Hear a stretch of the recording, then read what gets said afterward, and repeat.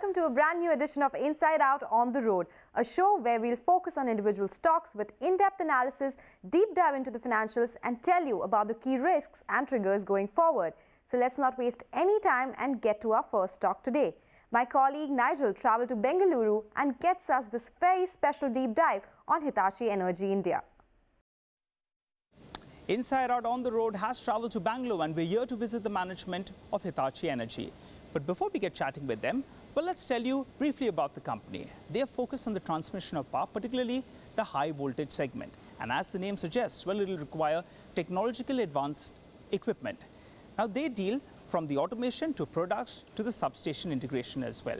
A few of their products as well as solutions come up for you on the screen. On the product side, well, they're focusing on power transformers, and for the railways in particular, they focus on the traction transformers. On the solution side, stability solutions is what they offer, namely FAC as well as STATCOM. Well, moving to their order book then. As of the last reported number, it was roughly around 7,000 crore rupees. Out of that, close to 25 to 30% comes in from exports. Further breaking down their order book, well, products constitute bulk of it, while services is a smaller quantum.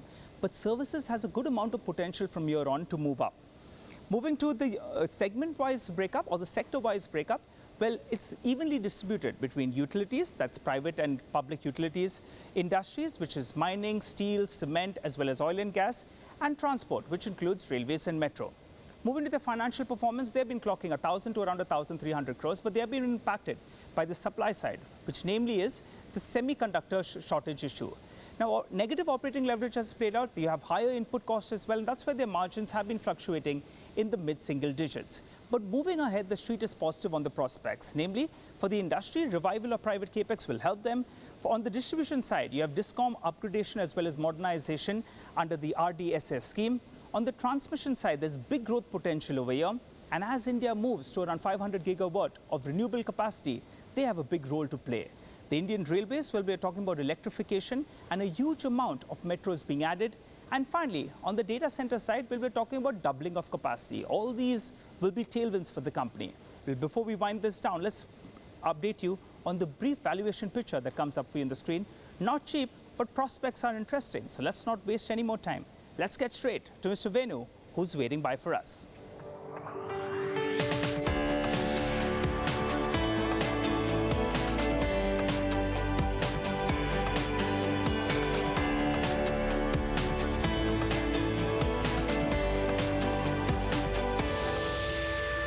Well, thanks so much for speaking to us here on CNBC-TV18, Mr. Venu.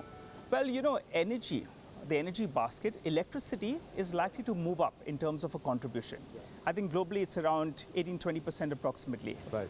The question is the last few years, you know, the capacity addition and traction on ground wasn't really there. Yeah. But are you seeing signs now that things are improving? And how do you see this contribution of electricity to the energy basket move up? Thank you, Nigel. First of all, it's a great conversation I'm going to have with you. As you rightly said, you know, today the electricity as part of the energy basket is around 18 to 20%, depending upon which year you take as a base. But all the calculations, all the methods calculated by not only our company but also the international energy agencies are pointing towards that electricity is going to be doubled as part of the energy basket in next 20-30 years in that. Depending upon which country, which geography, some can go up faster than others, but that's what is the big picture in that. Why it's happening is because it's happening is energy transition is playing a major role, and also electrification fueled by the sustainability, etc., are driving this kind of more and more growth in the electricity in that. So coming back to your second point, as you rightly said, that there has been a bit of challenge, lacuna during COVID times. So there is a dip in adding a more renewable energy as part of our thing in that. But I see a signs of pickup now. A lot of policy advocacy, the PLI incentives, all these things will adding that. And I'm sure that the target set by the government that by 2030, 50% of energy requirement metro renewable, I'm sure we're going to meet that requirement. But another important, Nigel, I think we also need to talk equally on the grid investments. Yes. While it's important that we need to set up the generations, but also equally important that we make the grids to be more sustainable, flexible, to take care of this kind of energy transitions requirements coming out of that. Right, and Mr. Venu, your core focus is really on the high voltage power market. Yeah. So if you could give us a sense, what is your current market share that you have in this particular market? Give us a rough number out there. Right. And also, are you seeing incremental investments coming there? I ask you this because your borrowing limit as well, you have gone ahead and taken an enabling resolution, I think so. From 6,000 crores, you have pushed it up. So you're expecting something big, I think. Right. No, let me tell you, our Hitachi Energy's technology portfolio, be it the product, system, services, software, is the bridge between the generation and the consumption. Right. So we play a role in the generation, transmission, distribution, and also on the consumption side in that. So yes, our technology, our main focus is in transmitting the high voltage technology through our technologies such as HVDC, start counts, power quality, and grid integration, high voltage GIS, switchgear, and also the grid automation. All these technologies will enable making this kind of applications, etc. It's true that. And I've been also talking to you previously that India needs to, as part of the IEA report, India needs to add a power system of a size of equivalent to European Union to the existing one. Right. That needs a bigger, bulk transfer of energy and renewable from load center to the consumer center. So those needs to happen in that. So give a one example of that HVDC technology. For example, the HVDC project, we used to have one project for every 4-5 years previously in India. Right. But today, the need of the hour is to have every project for one project for every year. And in HVDC, you're the pioneers, right? You're the leaders out there. 50% of energy HVDC links in India runs through Hitachi Energy Technologies in that. Okay, so tell us the next couple of big tenders you're looking at, particularly in the HVDC market, because as you said, the frequency has increased. Right. So we have actually one tender is come up for tariff-based competitive bidding, the HVDC Badla, and we also see other tenders have lined up, for example, HVDC Kavda, and also, HVDC Leh Ladakh. So these are the immediate prospects coming up for this year to the next 2-3 years for bidding in that. All right, and by when do you expect it, in this fiscal year itself? One tender at least we expect to get closed this fiscal year, if not this fiscal year, at least beginning of the next fiscal year in that. I mean, your current order book is currently around 7,000 crores. How much of that would be HVDC? Obviously, it's been very lumpy in nature. But as of now, how much is pending? It's as I said, we have booked this particular project last year, the Mumbai HVDC in feed. This is also a very unique application, HVDC technology being used for this kind of application. Previously, HVDC technology only used for a long distance bulk power transfer, but this is like a city in feed, making the city more robust, more resilient, and more secure from the energy standpoint in that. So this is approximately around 2,000 plus crores bulk park in that. So that's also partly we are under execution mode, but that's also sitting in our order backlog. And the tenders that you're expecting in HVDC, what could the quantum be? They are quite a big tenders in nature, depending upon what kind of business model, etc. Anywhere between 5,000 plus upwards direction of that. That's kind of 5,000 to 10,000 crores.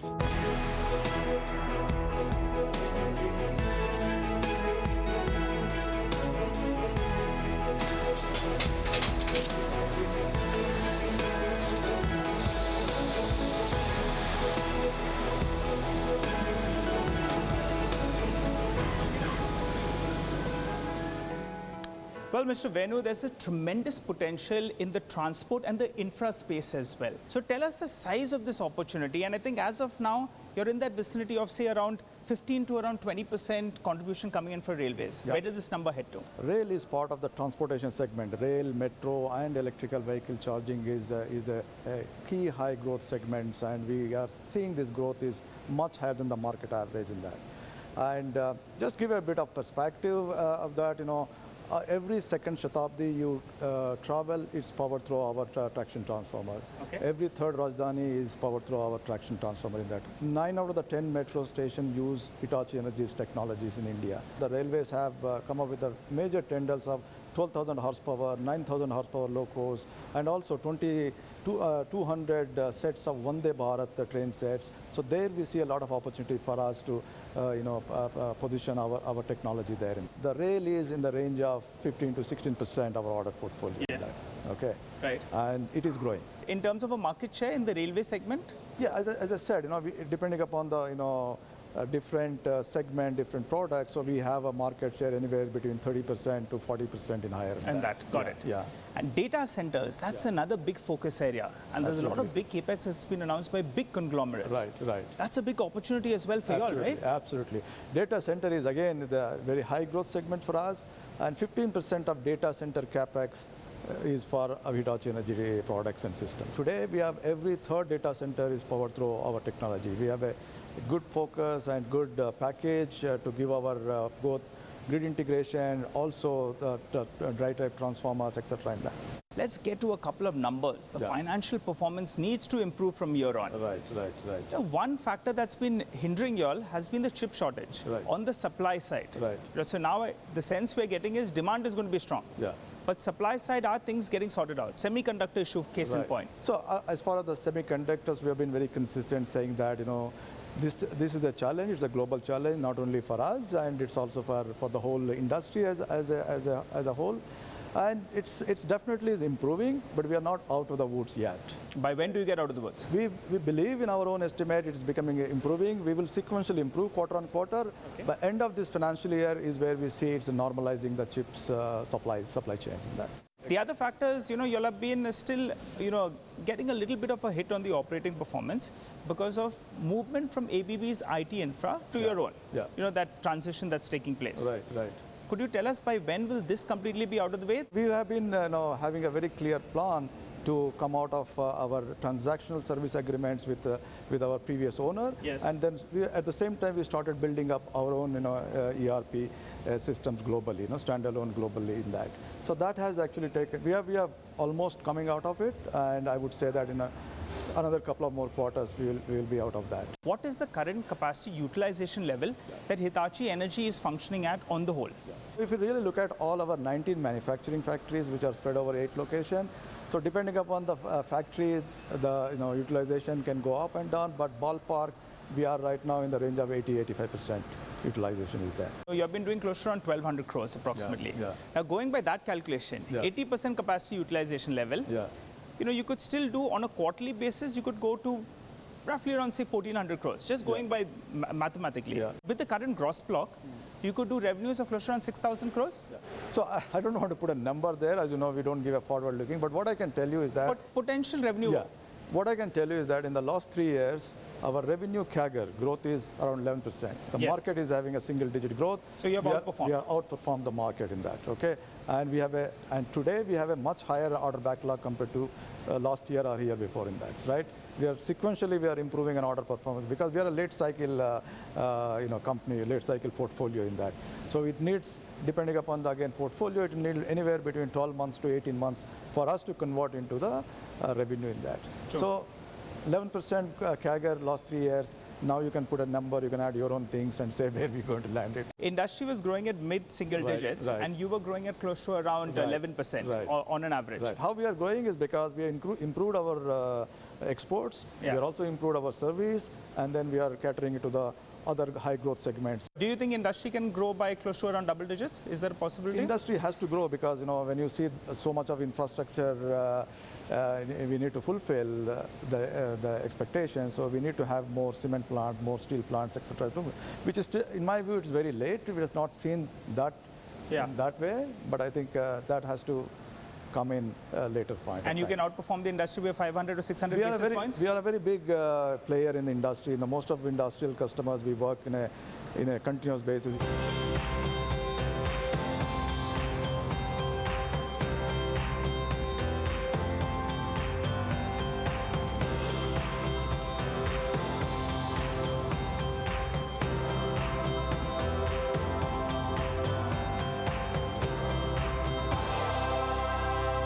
Mr. Venu, you all have scaled up your exports proportion as a percentage of business. It used to be mid-teens. I think you've scaled it to the mid-20s. How do you see that number scale up? And you briefly mentioned even services. Services, I think in the past year was around 400 crores. Where do you see that number headed? Yeah. So we have a very clear strategy on the exports. When we started our company in 2020, our exports were in the range of 15% of our total orders. And we set up ourselves as a target that by 2023, and we need to be in the ballpark of 25%, and we already achieved that, and we would like to sustain that. And when it comes to the services, I know we have been present in India more than 6 decades. We have been making it more than 6 decades. We have a huge install base and that. So we want to leverage the install base, and we want to tap those install base to make the service offerings to our customers. Right now, service as part of our total orders is a high single digit, and we want to make it to a double digit, 15-16% in the next 3-4 years time in that. From this 400 crores, do you see the business go to a couple of thousand crores, say in the next few years from now? It has a high growth. I don't want to put a number over there, but definitely it is growing much higher than the market average in that. You've also mentioned that by 2025 you get to around 10%. Yeah. Now, if I look at the last few quarters, it's been mid-single digits, right. On an average. Right. But that goal of 10%, is it well and truly on? We have a very good portfolio in our order backlog, and basis which we believe that if all these things are stabilizing headwinds, then we should be in a position to enter into double-digit EBITDA by end of FY25. What is the capex you're incurring per year? So in the last 3 years, we are on our annual run rate is in the range of 100 crores per year, and we also have the same plans for going forward in that to sustain that kind of capex run rate. You have given us a fair bit about the business, Yeah. but there's so much of emphasis on renewables. You mentioned you have 19 manufacturing facilities, right? Right. How much of your facilities are dependent on renewables? What is the percentage? So we wanted to be sure that we walk the talk. So we set ourselves a goal by 2030. We want to be carbon neutral at a global level, including India. Right. All our operations, as a first step, is that we have already enabled fossil-free electricity supply to all 19 manufacturing factories. Well, so you're walking the talk, Mr. Venu. That's pretty good news on the renewable side of things. Final question before we let you go. Is the worst over for Hitachi Energy? Will things look up from here? We are improving sequentially on that. The supply chains are becoming better, and our offtake is becoming better, and we are improving on the revenue. All these things would help us to improve sequentially on that. Well, it's been a pleasure talking to you, Mr. Venu. Thanks you. so much for speaking to us here on Inside Out on CNBC-TV18. Thank you. All right, that was a deep dive into Hitachi Energy India, but time to slip into a short break. We'll come back with another interesting stock. Data patterns is in the spotlight on the other side.